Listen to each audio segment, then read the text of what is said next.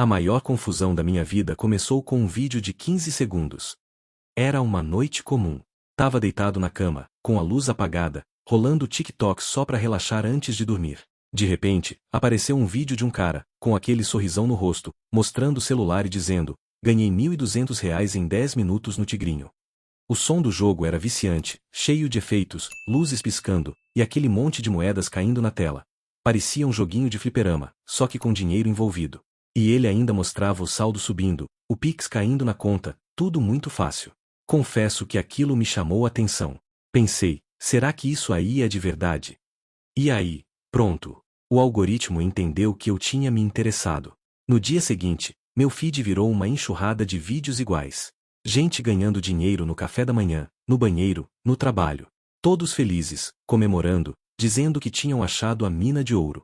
Era quase hipnose. E a cada vídeo, minha curiosidade só aumentava. Nunca fui muito bom em guardar dinheiro. Meu salário mal dava para tudo, mas até então eu levava uma vida simples, sem grandes dívidas. Só que aquela ideia de ganhar dinheiro rápido começou a martelar na minha cabeça. Era como se, de repente, tivesse aparecido um atalho para sair das contas apertadas, sem precisar fazer hora extra, sem depender de ninguém. E aí veio o pensamento que mudou tudo. E se eu só testasse com R$ 50? Só para ver como é. Cheguei em casa naquela noite e baixei o tal aplicativo.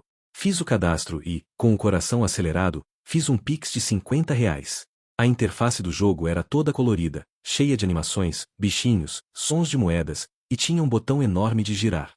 Dei o primeiro clique meio nervoso. No terceiro giro, ganhei R$ 80. Fiquei em choque. Na mesma hora, saquei o valor e caiu na conta rapidinho. Era real. Aquela sensação de vitória foi muito mais forte do que eu esperava. Me senti sortudo, inteligente, especial até.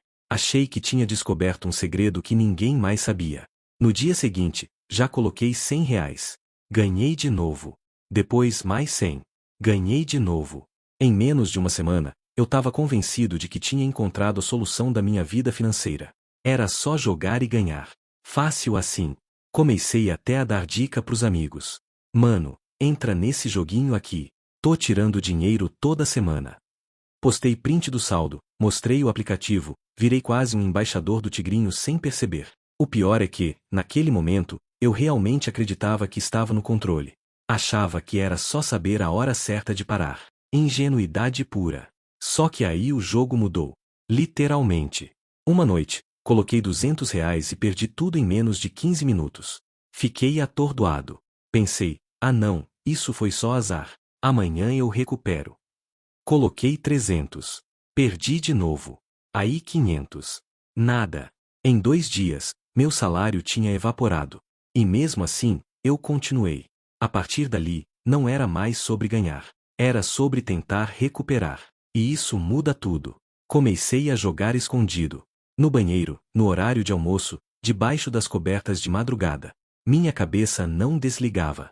Eu ficava lembrando dos sons do jogo, dos giros, dos quase acertos.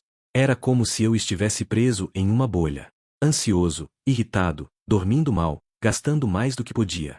Aos poucos, fui deixando de pagar conta, mentindo para quem perguntava, me afastando de tudo que era real. Eu já não estava mais jogando por diversão, era como se o jogo estivesse me controlando. E o pior é que, mesmo assim, eu achava que dava para sair dessa. Que era só questão de tempo até o grande prêmio vir. Mas o que eu não sabia é que o buraco ia ficar muito mais fundo. E que, na tentativa desesperada de continuar jogando, eu faria algo que até hoje me custa o sono. Sabe aquela sensação de estar prestes a ganhar alguma coisa grande? Aquela adrenalina boa, como se você estivesse no último número da cartela do bingo. Foi exatamente isso que o Tigrinho me causava, todos os dias. E foi aí que começou a ilusão. A sensação de que o prêmio grande estava sempre logo ali, a um clique de distância. Depois daquela primeira sequência de vitórias e a primeira derrota amarga, comecei a estudar o jogo como se fosse uma ciência. Sim, eu realmente acreditava que existia uma lógica por trás. Ficava horas assistindo vídeos de outras pessoas jogando, anotando horários, padrões, tentando entender o segredo de quando o jogo pagava mais. Criei até planilha. Tudo para tentar dominar aquele botão de girar. Teve uma vez que eu perdi R$ 200 de manhã e pensei, é o horário. Jogo de madrugada paga melhor.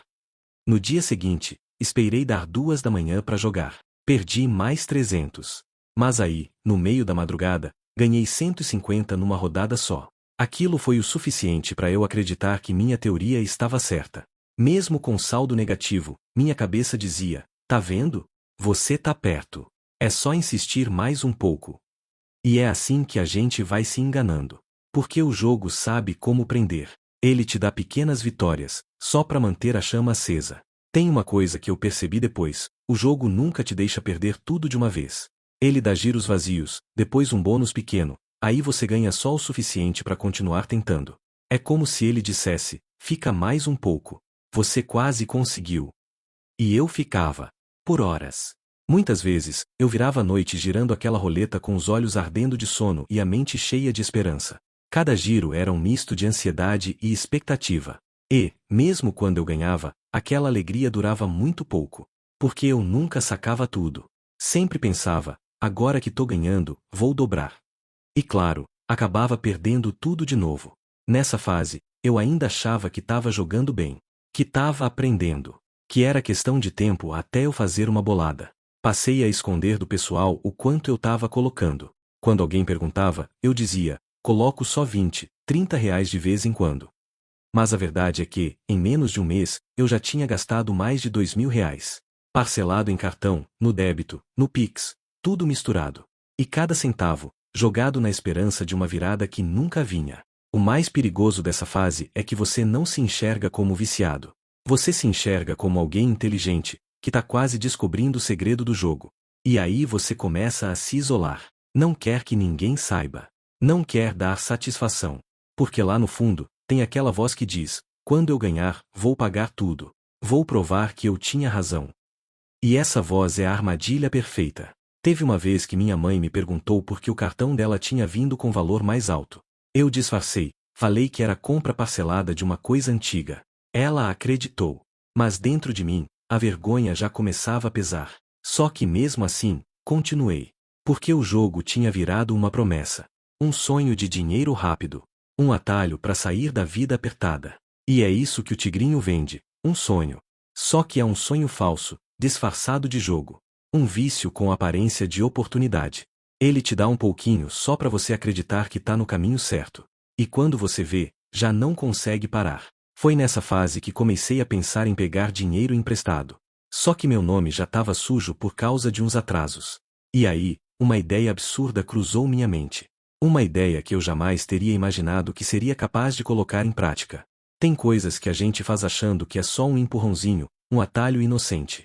Só que, quando a gente olha para trás, percebe que foi ali que tudo começou a desandar de verdade. Comigo, esse momento foi quando decidi pedir um empréstimo no nome da minha avó. Tudo começou num fim de semana. Eu já estava sem grana nenhuma, e o saldo do banco no vermelho fazia dias. Mesmo assim, a vontade de jogar era mais forte do que a lógica, mais forte do que o medo. Passei o sábado inteiro em casa, inquieto. Tentava ver série, ouvir música, dormir, mas nada funcionava. Minha cabeça só pensava: se eu tivesse só mais 100 reais, dava para recuperar tudo. Tentei pedir para 2 amigos. Ambos disseram que não dava.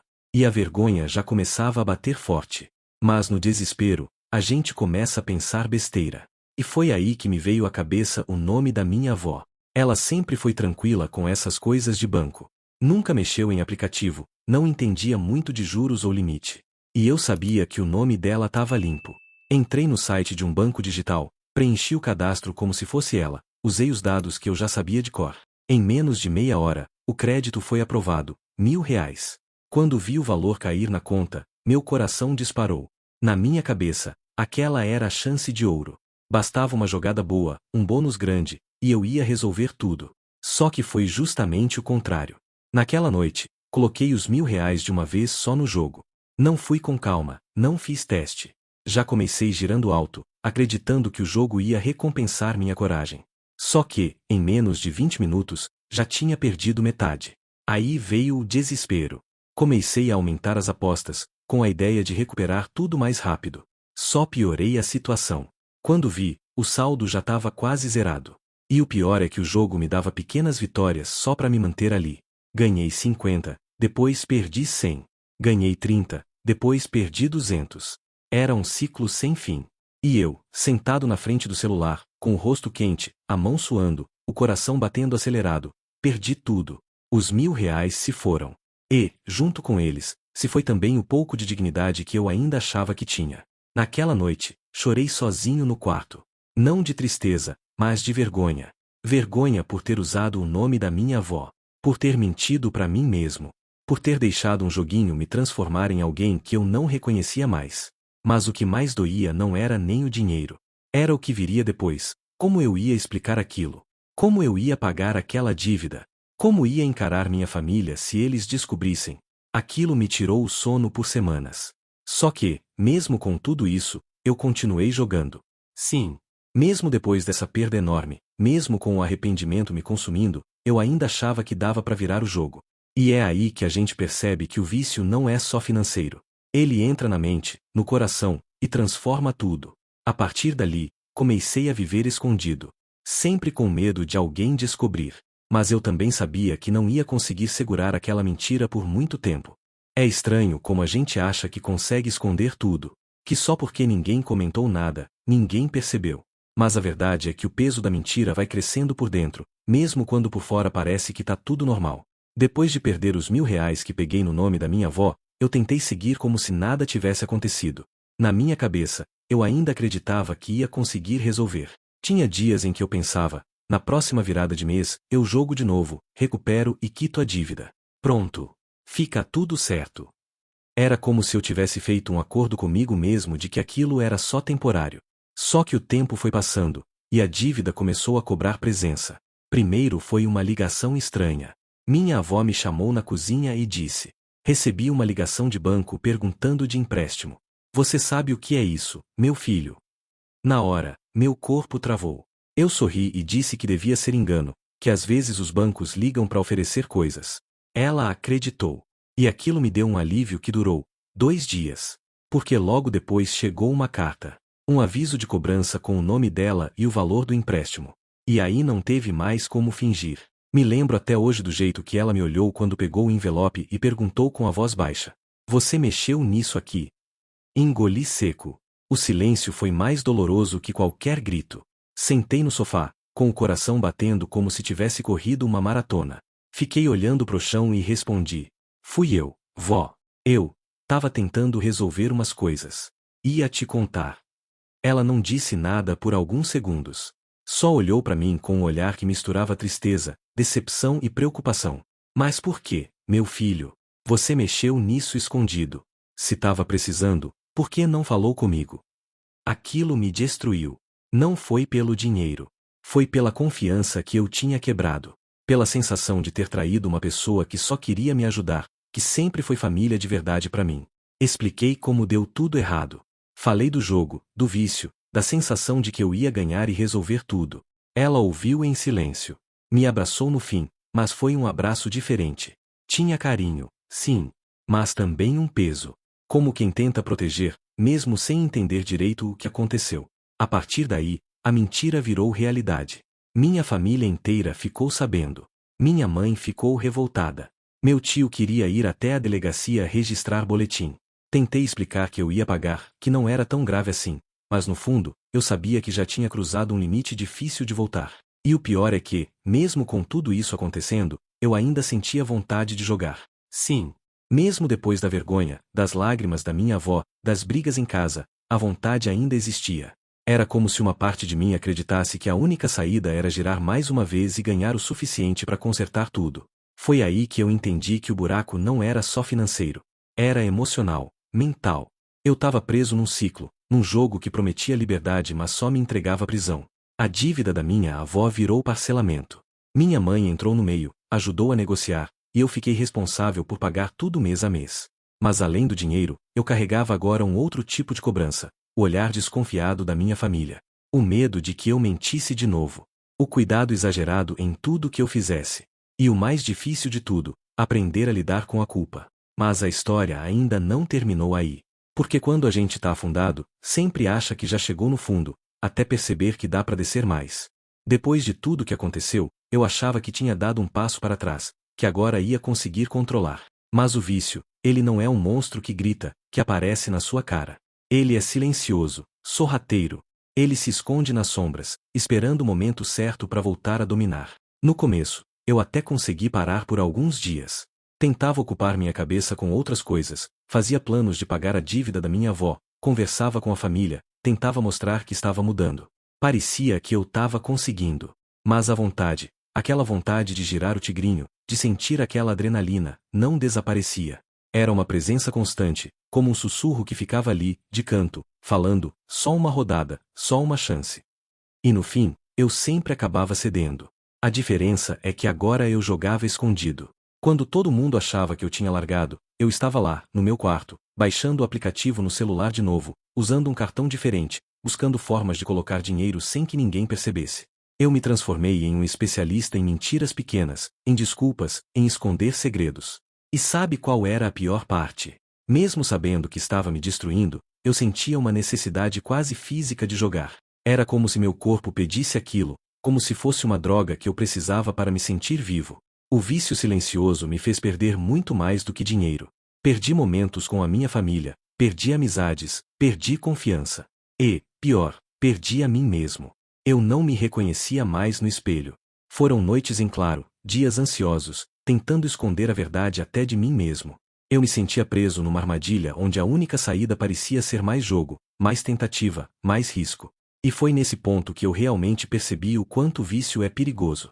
Porque ele te faz acreditar que o controle está nas suas mãos, mas na verdade ele já te controla completamente.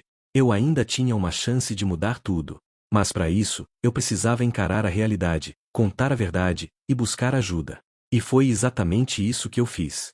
Mas essa é uma história para o próximo capítulo. Chegar no ponto de pedir ajuda não é fácil, sabe? Eu demorei muito tempo até admitir para mim mesmo que sozinho eu não conseguiria sair daquela situação. Não foi orgulho, foi medo mesmo. Medo do julgamento, medo de parecer fraco, medo de perder o pouco que ainda tinha. Mas, um dia, depois de mais uma noite jogando escondido, eu acordei com um aperto no peito que eu nunca tinha sentido antes. Parecia que eu estava me afogando e não tinha ninguém para puxar o meu barco. Foi ali que decidi, precisava contar tudo para alguém. Minha primeira escolha foi a minha mãe. Eu tremia só de pensar em abrir a boca, em ver a reação dela, mas eu sabia que era o momento. Sentei com ela, respirei fundo e falei tudo. Cada perda, cada mentira, cada jogo escondido, cada dívida. Para minha surpresa, ela não ficou brava. Ficou preocupada, sim, mas escolheu me abraçar, não me julgar. Foi o primeiro passo para eu sentir que não estava sozinho. Depois, comecei a buscar mais informações. Procurei grupos de apoio, histórias de outras pessoas que passaram por isso. Cada relato me dava força, me mostrava que era possível sair daquele buraco. Claro, não foi do dia para a noite. Tive recaídas, dúvidas, vontade de desistir. Mas cada vez que sentia essa vontade, lembrava do olhar da minha avó, da confiança que eu tinha quebrado, e do quanto eu precisava mudar. Foi o começo de um processo longo, que me levou a descobrir mais sobre mim mesmo e a entender que o vício não é fraqueza, é doença. E que, como qualquer doença, precisa de cuidado e paciência. Se eu pudesse dar um conselho para quem está nessa situação, seria: não tenha vergonha de pedir ajuda. Não espere o pior acontecer. Porque a saída existe, e começa com um simples passo. E, mesmo com essa decisão, a caminhada ainda era só o começo. Recuperar dinheiro já é difícil. Mas recuperar a confiança é outra história. Porque confiança não se compra, não se pede, não se exige. A gente constrói. E depois que quebra, tem que reconstruir um tijolinho de cada vez. Depois que pedi ajuda, a primeira coisa que entendi foi que não bastava dizer que eu ia mudar. Eu tinha que mostrar. Tinha que provar, dia após dia, com atitudes simples. Comecei tirando o aplicativo do celular, entregando os cartões da minha conta pro meu irmão mais velho segurar por um tempo. Pedi para minha mãe olhar meus extratos bancários todo fim de semana. Pode parecer exagero, mas era necessário. Eu queria ser vigiado, queria que alguém me puxasse de volta se eu deslizasse de novo. Minha avó foi a que mais me surpreendeu. Mesmo depois de tudo, ela nunca me tratou com raiva. Pelo contrário, continuava me chamando para tomar café com pão de queijo, perguntava como eu estava dormindo, se eu precisava de ajuda para alguma coisa. Mas eu via nos olhos dela um certo cuidado diferente, como se ela estivesse sempre tentando me proteger de mim mesmo. Era carinho, sim, mas também era cautela. Teve um dia que me marcou muito. Eu estava lavando a louça depois do almoço e ela encostou no batente da porta e falou: "Fico feliz de te ver assim." Aos pouquinhos, a gente vai ficando inteiro de novo. Aquilo me deu uma paz difícil de explicar. Era como se, pela primeira vez em muito tempo, alguém tivesse visto uma parte boa em mim de novo. Voltei a estudar, busquei um trabalho informal, e comecei a pagar o que devia. Pouco a pouco, fui me organizando, anotando tudo, evitando qualquer gasto impulsivo. Passei a evitar redes sociais que falassem de apostas, silenciei grupos que ficavam mandando links de joguinho do momento. Mudei o ambiente para tentar mudar a mente. Mas não pense que foi tudo fácil. Tinha dias em que eu acordava com aquela vontade louca de jogar.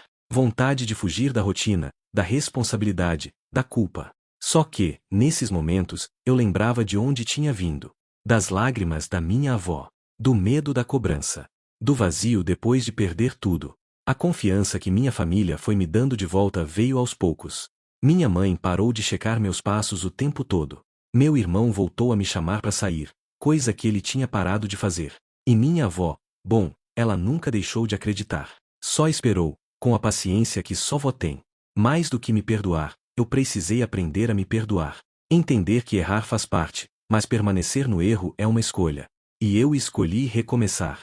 Ainda não estava tudo resolvido. Ainda tinha um último passo que eu precisava dar. Algo que carregava comigo desde o início e que, até então, eu tinha evitado encarar de frente. Chega uma hora em que a gente entende que pedir desculpas vai muito além de soltar um me perdoa. É se colocar no lugar do outro. É reconhecer que causou dor. É olhar no olho das pessoas que te amam e ter humildade para dizer, eu errei. Mesmo depois de ter parado de jogar, de estar pagando a dívida, de tentar mostrar que mudei, alguma coisa ainda me incomodava. Era como se tivesse uma porta fechada dentro de mim, e a chave estivesse justamente em algo que eu ainda não tinha feito. Pedir perdão de verdade. Então, num domingo à tarde, juntei coragem e chamei todo mundo na sala. Minha mãe, meu irmão, minha avó, até meu tio que quase cortou relações comigo. Ninguém entendeu direito o motivo no começo, mas todos vieram. Sentei ali no sofá, com o coração acelerado, mão suando, voz meio trêmula. Respirei fundo e comecei a falar. Contei tudo. Do início. Sem filtro, sem desculpa, sem tentar parecer melhor do que fui. Falei do vício, da sensação de não conseguir parar, das mentiras, das tentativas de acerto que só me afundavam mais. Admiti cada erro. E, com o coração na mão, pedi perdão. Minha mãe chorou. Mas dessa vez, não foi raiva. Era como se ela estivesse soltando um peso também. Meu irmão ficou em silêncio, mas me deu um abraço forte no final, daqueles que falam mais que qualquer palavra. E minha avó só segurou minha mão com aquele jeitinho calmo dela e disse: perdão não é esquecer. É escolher seguir amando mesmo depois da dor. E eu nunca deixei de te amar, meu filho. Aquela frase me desmontou por dentro. Era o que eu precisava ouvir. E mais do que isso, era o que eu precisava sentir. Naquele dia, eu entendi que perdão é o início de uma nova estrada. Ele não apaga o que passou, mas permite que você construa algo novo dali em diante. De lá pra cá, sigo em recuperação. Não é fácil. Todo dia é uma escolha. Mas hoje eu durmo em paz. Hoje eu converso com a minha família sem desviar o olhar. Hoje, eu sei quem eu sou. E se você, que está ouvindo essa história, sentiu que de alguma forma ela também é sua, eu quero te dizer: você não está sozinho.